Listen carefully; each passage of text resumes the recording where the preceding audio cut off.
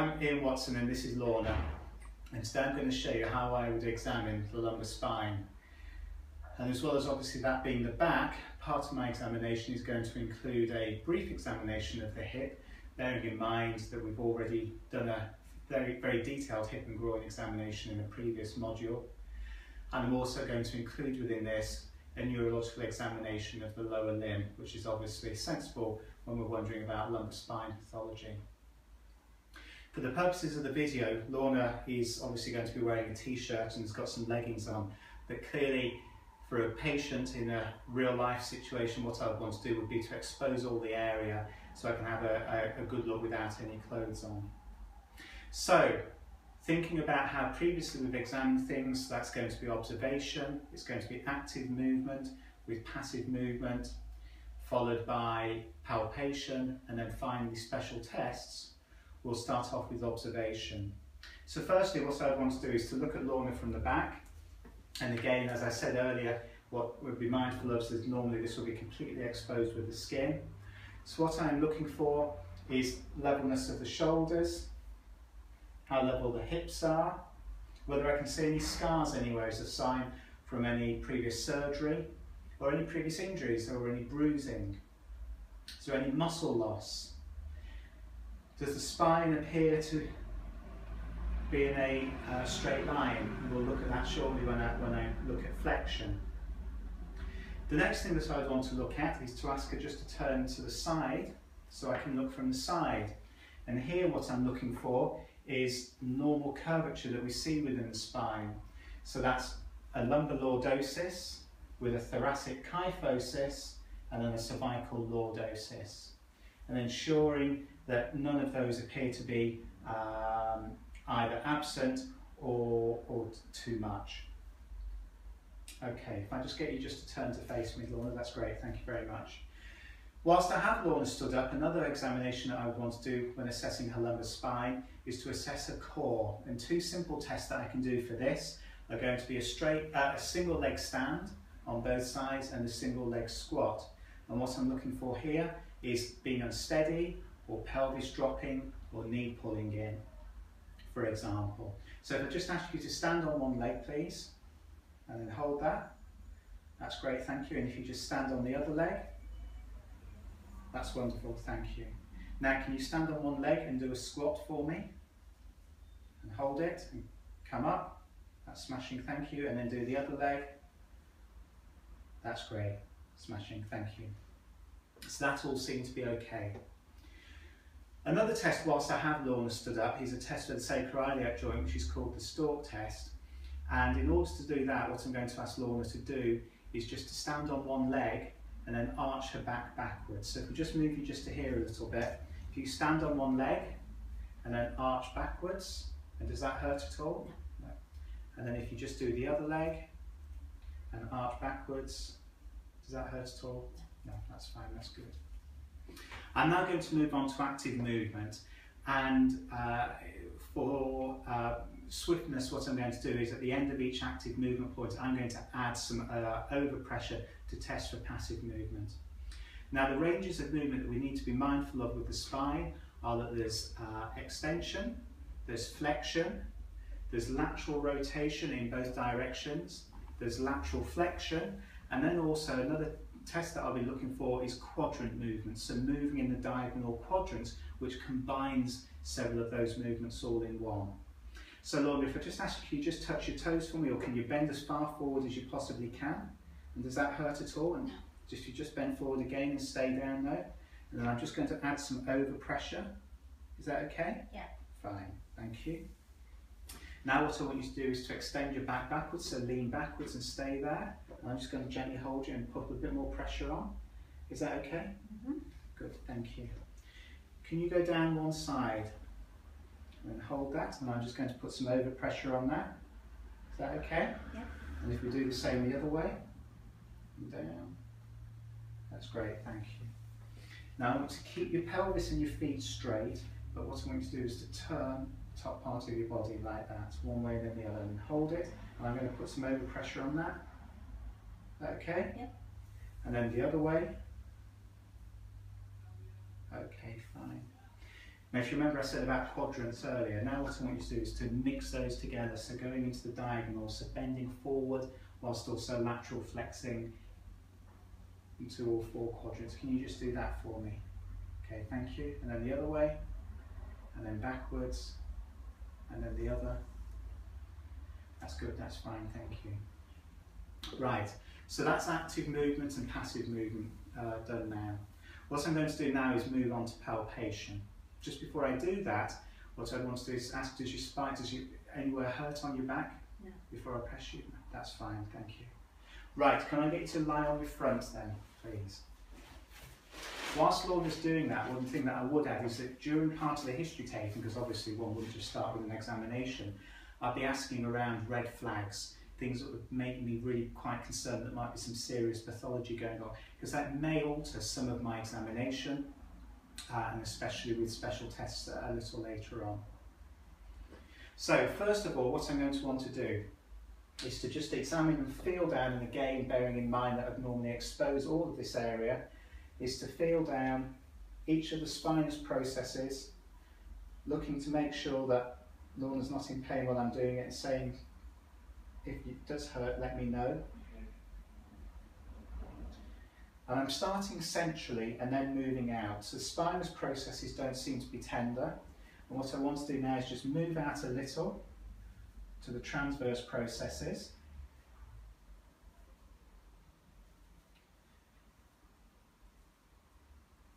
And then to the facet joints. Not hurting? No? You're okay? That's good, thank you. The sacroiliac joint lies just below the dimple of Venus, and that's the dimple that we have just here. So that's a fairly good landmark to then be able to palpate down along the line of the sacroiliac joint. That's okay? Yeah. Okay. Just above that we have the iliolumbar ligament. Is that okay? Mm-hmm. Good. And then I'm going to move out more laterally to palpate the paraspinal muscles. So I'm just palpating on both sides. Clearly, if I found an area of tenderness, I'd want to focus more on that. And I'm just doing the lumbar spine during this examination. I'd want to focus more on that with more of a unilateral examination. Again, more laterally, quadratus lumborum. Okay, that's okay. And again, more laterally still, when we're into more of the lumbar muscles around the obliques and the iliocostalis. No tenderness there. Good. Whilst I have Lorna lay on the front as well, and another muscle group that I'm going to want to palpate are the gluteals, because sometimes gluteal pain can cause low back pain. So I'm just going to palpate the bottom, okay? So we have gluteus maximus and gluteus medius, going out to the greater trochanter. And then also piriformis can cause symptoms of low back pain, and also sometimes with piriformis syndrome you can irritate the sciatic nerve and get symptoms of sciatica.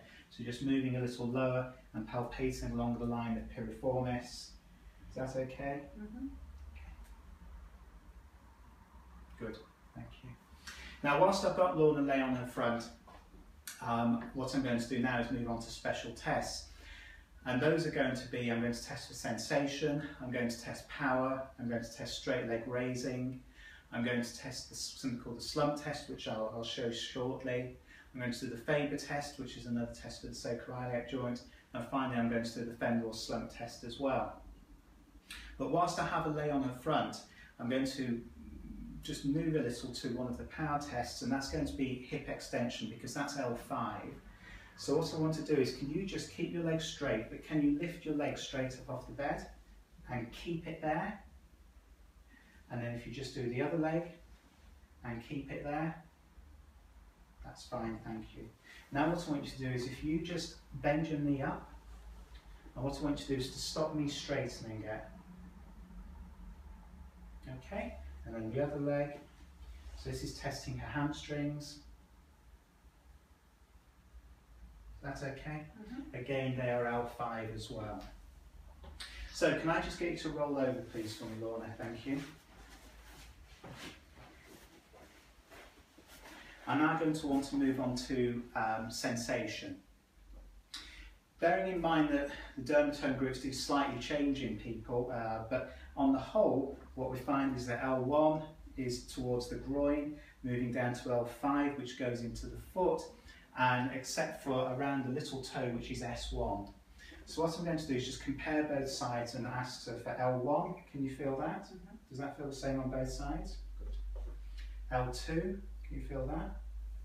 L3, okay. L4, L5, and then S1 is just here, and also underneath the foot as well. Okay, thank you. I'm now going to test power, and for that I'm going to work down. Now generally, how I remember it is 2, 3, 3, 4, 4, 5, 5. So hip flexion is L2 and L3. So if I just get to lift this leg up and keep it there, and then the other leg, thank you, and keep it there. That's good, thank you. Now what I want you to do is if you just bend your knee for me, and what I'm going to do is push back, and I want you to straighten your leg against me. Okay, and then if we just do the same on the other side, and if you push that back, push it forward rather, sorry. That's good, thank you. And if you just let your legs go flat now, I want you to pull your feet up towards me. So we're down at the ankles now, which is L4, 5. And then toe dorsiflexion is L5. So if you pull your toes up, that's great, thank you. Another test that we can do for that one stood up is going up on tiptoes as well. What I'm just going to want to do now is to test the reflexes. That's going to be the patellar reflex and also the ankle jerk. So I'll just get my tendon hammer. And then what I'm going to do is just put my arm underneath your legs, and I want you to relax, okay? And I'm just going to take the weight of your legs. And then just tap here and here. Good. And then for the ankle reflex, I just put the foot into dorsiflexion. And the other foot. Good. Thank you. Just put that down.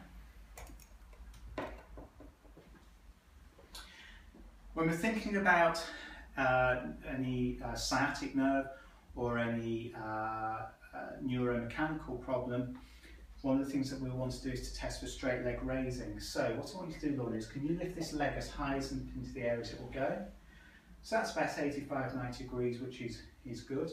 And then if we just do the other leg, okay, that's fine. And one of the things that sometimes we can do just to make that so there's even more stretch, bearing in mind we're stretching the sciatic nerves, if you just lift this up again, if I put some dorsiflexion on that as well, that further stretches. And generally what you'd expect to find somebody with sciatic irritation is that they wouldn't be able to get to 90 degrees, their straight leg raising would be worse, would be less. And one of the things that you can do if they're limited by hamstring tightness is when they lift up is just to put a slight bend in the knee and then dorsiflex the foot, which has a similar action to what I showed just beforehand. Whilst I've got Lorna lay down, I'm now going to do the femoral slump test. And this is a test when I put it puts some pressure on the femoral nerve by stretching it and irritating it. And what we're able to test for there also is the lateral cutaneous nerve of the thigh and also the obturator nerve. So in order to do that, what I'm going to do, I'm just going to do one side. If I get you to lie on this side so that you're facing that wall there, and I want you to pull your knees up to your chest for me, thank you, and I want you to put your chin on your chest, okay. And then with both hands, can you hold that knee there, just the bottom knee? That's great, thank you. And then what I'm going to do, and this is the leg that I'm examining, this is the left leg. What I'm going to do is just take your leg and then just extend it with the knee flexed at the hip. And what you can find with somebody who has femoral nerve irritation is that that will cause symptoms coming down here. To test the lateral cutaneous nerve of the thigh, what I can then do is if I adduct that leg in that position, that's then stretching that nerve. And if I want to test the obturator nerve, again, I come to this position and then I abduct, and patients will experience symptoms along the line of their obturator nerve. Is that okay? Mm-hmm. Okay, fine, thank you. Now if I just get you just to go on your back again, thank you. We've already done the Stork test, which is a test for, one of the tests for either sacroiliac joint pain or spondylolisthesis. Another test that we can do that we did in the hip and groin examination also is called the Faber test, which stands for flexion, abduction and external rotation. I'm just going to do the one side of this, but if I get you just to, can you bend your knee and put your foot on that knee there? So that's hip flexed. I'm then going to externally rotate and abduct. And just let this flop. I'm going to stabilise the pelvis on that side to stop any rolling, and then just apply some overpressure. Is that okay? Mm-hmm. And what I would expect to find now with sacroiliac joint pain is pain within the sacroiliac joint as I stretch it. Okay, good, thank you.